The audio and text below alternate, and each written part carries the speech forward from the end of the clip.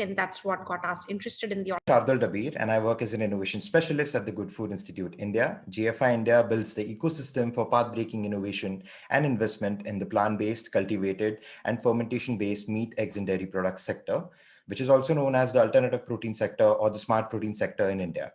GFI India team and our global colleagues have successfully advised leading good food businesses, whether it's startups or large corporations, at the vanguard of this exciting transformation. This sector has the potential to have tremendous positive implications for people, planet, and for profit as well. Our North Star is sustainably feeding and taking care of the protein needs of almost 10 billion people by 2050, one-sixth of whom are going to be Indian. I'm elated to have all of you with us today in this first ever demo day of its kind in India, showcasing the fantastic work of young yet very promising smart protein entrepreneurs from across India. So a very warm welcome to all of you to the India Smart Protein Innovation Challenge Virtual Demo Day 2020. Actually, let me tell you a little bit about how this challenge started. It was around February in 2020, earlier this year, before the pandemic. And at this point, GFI India team had spent more than 2 years taking meetings and a lot of consultations with hundreds of entrepreneurs, business stakeholders, corporations in India who wanted to create successful smart protein products and solutions. We wanted to understand the best ways to create high impact, vibrant and sustainable innovation ecosystem for the acceleration of the smart protein sector in India. It is worth noting that at this time globally, there are more than 600 startups in the plant-based, fermentation-based and cultivated meat, eggs and dairy and seafood space. But only a few dozen startups exist in India. So I'm sure you all have heard of the success stories of Beyond Meat's successful IPO, Impossible Foods and their global distribution, and what Eat just recently did, both in the plant-based egg and cultivated meat sector. These were all just startups, a few years ago, and now they've turned into global pioneers and leaders in this sector. It's also worth noting that the talent pool and vibrant early stage innovation ecosystem in countries like the US, Canada, Singapore, Israel have a strong underpinning to the success of such companies and startups. And the situation in India is quite different, as you know, right? I'm a food techno manager by education. I've studied to become a food scientist. I was trained to understand food innovation and its management at National Institute of Food Technology, Entrepreneurship and Management, which is like a premier food technology, food techno management university under the Ministry of Food Processing Industries, Government of India. But again, like I was never really taught about the alternative protein sector, the ill effects of factory farming, or how these products are not really sustainable in the long run. And even as late as 2020, there's no sort of coursework or hackathons, challenges, competitions where young students, young professionals, researchers can take part of and be part of the growth of this sector in India. So it's completely non-existent.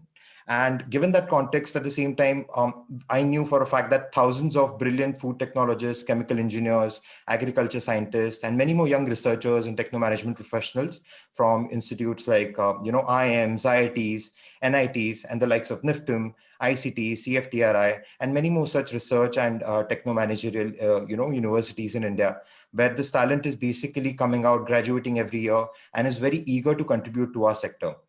But again, though this talent is young and passionate, but they are directionless, right? And we wanted to give a direction to this talent pool. We saw an opportunity in this challenge to create a platform which would be a win-win for all the stakeholders involved. And as a nonprofit, which is driven by counterfactual impact creation, at GFI India, we zeroed down on the most pressing challenge that needed to be solved to create a sustainable smart protein innovation ecosystem, which is the dearth of scientific and techno-managerial talent which can help develop alternative protein products and solutions which account for the local indigenous product market fit and can develop products which taste the same or better and cost the same or less than the legacy meat, eggs, and dairy products. Our hope is also to push the number of Indian smart protein startups to at least a few hundred by the year 2030. Many of which will be startups with a visionary focus on the local product market fit, who understand the use of local indigenous resources and crops, and can make products for the Indian audience. Thus, the India Smart Protein Innovation Challenge was launched by GFI India, and Gastrotope and Mistletoe were our core organizing partners on this challenge. We started the journey in July 2020, and it has been a very intensive 5-month journey for a first of its kind initiative anywhere in the world. That's also worth noting because nobody else had done a very intensive 5-month kind of a journey through different phases. And let's understand a little bit more about this challenge, right? This was an opportunity for us to build a deep understanding in the participants' minds about the intricate scientific and business aspects and concepts of the smart protein sector. Because unless you do that, it's very difficult to really understand the entire context and then innovate successful products in the market. We also wanted to educate and inspire as many young people as possible to think about getting into the sector and equip them with the knowledge and skills necessary to succeed. Let me tell you a little bit more about the challenge. The challenge is actually a 5-month journey, which was spread over 4 different phases. Our challenge partners, a lot of them are being represented by our judges panel today, and also 35 plus smart protein campus ambassadors helped me conduct a lot of targeted outreach to universities, research centers, and incubators across India. And the phase 1 was the induction phase. More than 1,000 candidates, 1084 candidates to be precise, from more than 250 universities and organizations across India engaged closely with over 40 hours of content from GFI on the resources like scientific and business reports, industry reports, white space opportunity papers, podcasts, knowledge webinars, and were tested on their newly acquired knowledge with a bi-weekly quiz-based assessment. This was the world's first smart protein digital lab. And almost 600 candidates who qualified phase 1 have received certification for the completion of this lab. And by the way, we saw more than like 70% completion rate, which is one of the highest rates that I've personally seen anywhere in the world for a free virtual MOOC of its kind, right? This is in itself explanatory of the fact and testimony to the quality, the high demand, and at the same time, the dearth of such a experience in India. Phase 2 was the ideation phase of the challenge. Nearly 500 candidates from those 1,084 candidates went through an intense matchmaking and networking week. In this week, we facilitated and guided them to create teams which were diverse yet balanced, and GFI India mentors helped them form over 180 well-rounded teams. These teams worked with a sole focus to develop innovative products in one of these 5 categories through a B2B, B2C, or a B2B2C model, right? And the 5 categories were plant-based meat, plant-based dairy, plant-based seafood, plant-based eggs, and powering plant-based solutions. So powering plant-based solutions is any ingredients or technologies or solutions which could help the growth of other 4 categories in India.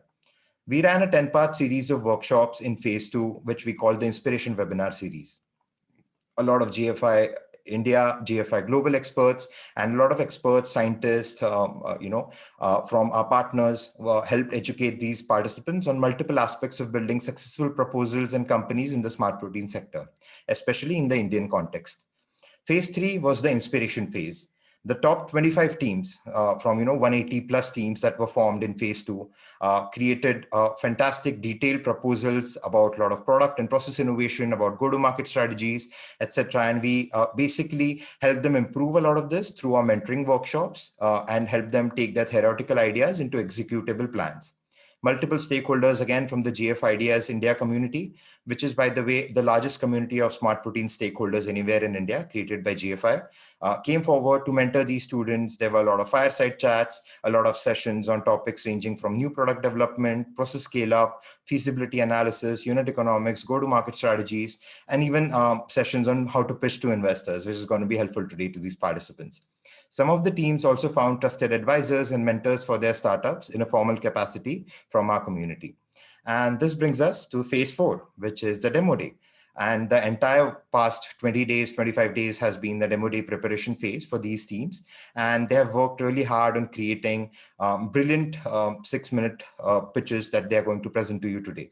And we'll also supplement that with a live Q&A. And this is all culminating in the exciting demo day that we're here to witness. This has been a surreal experience, personally speaking, because this was just a project memo, at the start of this year on a Google document. And since then, the challenge has evolved into such a big, impactful intervention that we are planning to continue with a lot of such challenges in the future as well.